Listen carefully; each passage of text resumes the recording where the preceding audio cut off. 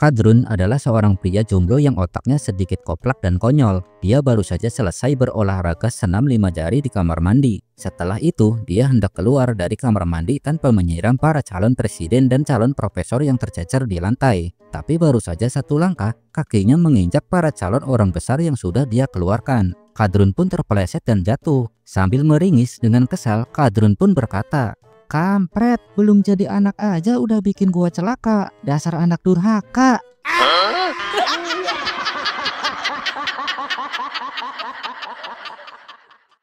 Seorang ibu guru sekolah dasar sedang membagikan lembar isian kepada murid-muridnya. Lembar tersebut berisi pertanyaan tentang data pribadi murid dan informasi kedua orang tua mereka. Namun, ada seorang murid yang entah karena bingung atau sengaja ingin memuji kesabaran gurunya terus-menerus. Lalu dia pun bertanya, "Bu, nama orang tua ditulis ya?"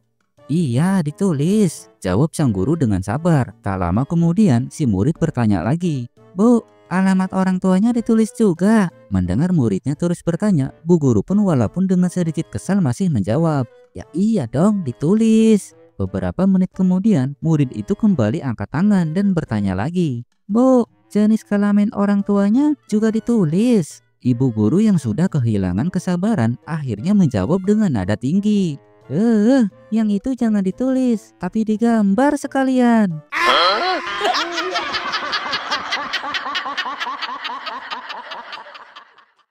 Suatu hari, seorang ibu datang ke dokter untuk memeriksa kehamilannya. Melihat itu, sang dokter terheran lalu bertanya, "Loh, ibu kan yang baru saja datang beberapa waktu lalu itu ya? Ibu sedang hamil lagi?" "Iya dok, saya hamil lagi," jawab si ibu. Lalu sang dokter pun bertanya kembali, "Kan saya sudah kasih pil KB bu, emangnya obat KB-nya nggak ibu minum?"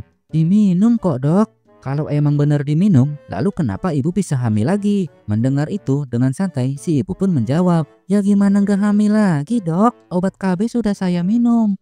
Tuh obat baru nyampe tenggorokan, celana dalam saya udah nyampe lutut."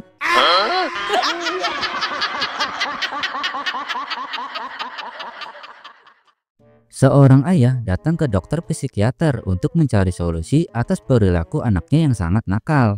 "Apa yang biasanya dilakukan ketika anak Anda mulai nakal, Pak?" tanya sang psikiater. Kemudian segera dijawab oleh si bapak, "Ditampar, dok."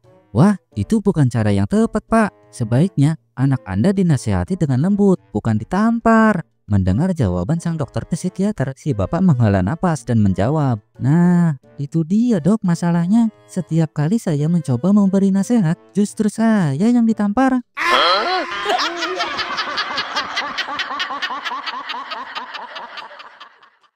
Seorang pasien yang sedikit agak konyol mendatangi sebuah klinik untuk memeriksakan kesehatannya. Melihat itu, si dokter pun bertanya, "Iya pak, ada keluhan apa ya?"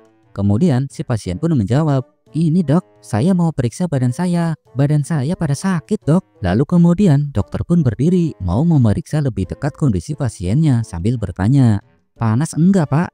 "Makasih dok, kalau bisa jangan yang panas, tapi yang dingin aja, pakai es sama teh." Mendengar itu, sontak saja si dokter pun kesal dengan celoteh pasiennya. "Pak, yang saya tanyain tuh kondisi badan bapak, panas atau enggak, bukan nawarin minum."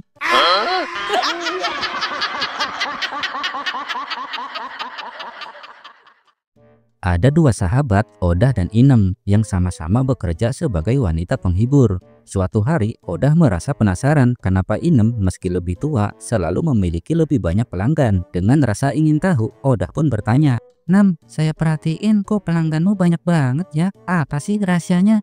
Inem pun tersenyum lalu menjawab, "Gini dah, pas lagi melayani pelanggan, aku pasang petasan kecil di balik pahaku. Kalau petasan itu meledak, pelanggan biasanya kaget dan nanya, 'Suara apa tuh?' Nah, aku tinggal bilang, 'Oh, itu perawan aku yang pecah.' Jadinya mereka jadi semakin semangat." Mendengar trik itu, Odah pun mencoba mencari petasan kecil. Sayangnya, petasan kecil sudah habis di pasaran. Yang tersisa hanyalah petasan besar. Meski ragu, Odah tetap membeli dan memutuskan untuk mencobanya. Malam harinya, pelanggan pertama Odah datang. Dengan percaya diri, Odah memasang petasan besar di balik pahanya. Ketika momen mulai memuncak, tiba-tiba terdengar suara ledakan yang sangat keras. Pelanggan pun langsung melonjak dari tempat tidur sambil memasang wajah kaget dan bertanya, "Hah? Suara apaan itu?" Lalu Oda dengan nada santai pun menjawab, "Oh, itu perawan saya yang pecah, Mas." Namun, bukannya terkesan, sambil meringis menahan sakit, si pelanggan malah berteriak marah sambil berkecak pinggang. Perawan sih perawan. Tapi masalahnya, ini 2 biji gua hilang kemana?"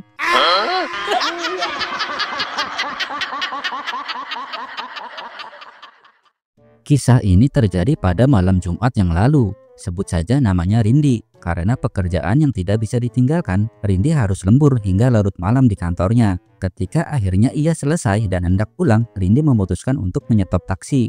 "Kampung Hutan ya, Pak?" ucap Rindi singkat. Sang supir taksi itu pun hanya mengangguk tanpa banyak bicara. Selama perjalanan, keduanya tidak saling berbicara. Mungkin karena Rindi terlalu lelah setelah seharian bekerja. Dalam keheningan selama 20 menit, tiba-tiba Rindi tersadar bahwa uang yang dibawanya tidak cukup untuk membayar ongkos taksi. Ia pun memutuskan untuk meminta supir berhenti di ATM terdekat. Dari arah belakang, Rindi kemudian menepuk pundak supir taksi tersebut. Namun alih-alih bereaksi biasa, supir itu mendadak panik. Ia berteriak histeris sambil membanting setir ke kanan dan kiri. Hingga akhirnya taksi tersebut menabrak sebuah pohon di pinggir jalan. Beruntungnya tidak ada luka serius yang dialami oleh Rindi maupun si supir taksi. Dengan wajah penuh rasa bersalah, supir taksi itu meminta maaf kepada Rindi. Maaf ya Mbak, Mbaknya nggak apa-apa.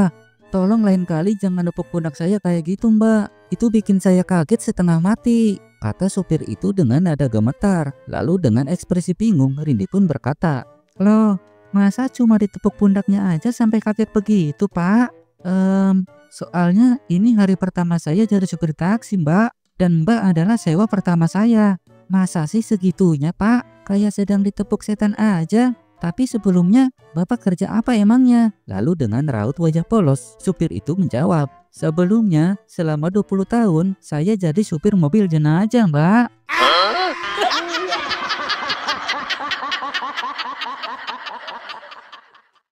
Sepasang suami istri yang masih muda mendatangi seorang dokter spesialis seksolog untuk konsultasi.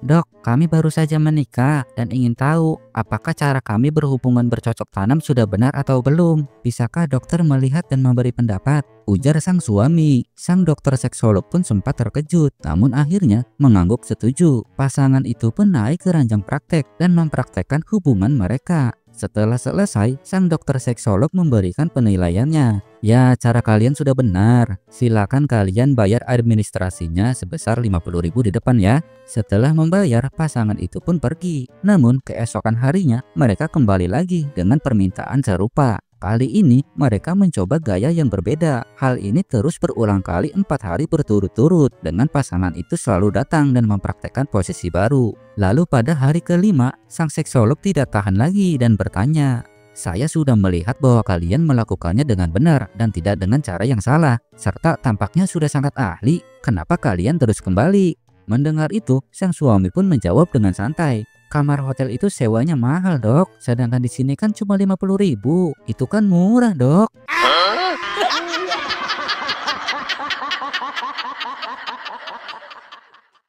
Pada zaman dahulu ada seorang pria yang hidupnya serba kekurangan. Begitu melaratnya hingga pakaian sehari-harinya terbuat dari kain bekas dan potongan karung. Namun takdir berpihak padanya. Ia berhasil mempersunting perempuan yang selama ini menjadi pujaan hatinya. Namun kisah malam pertama mereka berakhir tak terduga. Saat momen intim tiba, sang pengantin wanita mendadak pingsan. Setelah diselidiki, rupanya penyebabnya sangat mengejutkan, yaitu pengantin pria mengenakan kolor bekas karung beras. Dan di sana tertera tulisan besar yang bertulis, "Berat bersih 25 kg."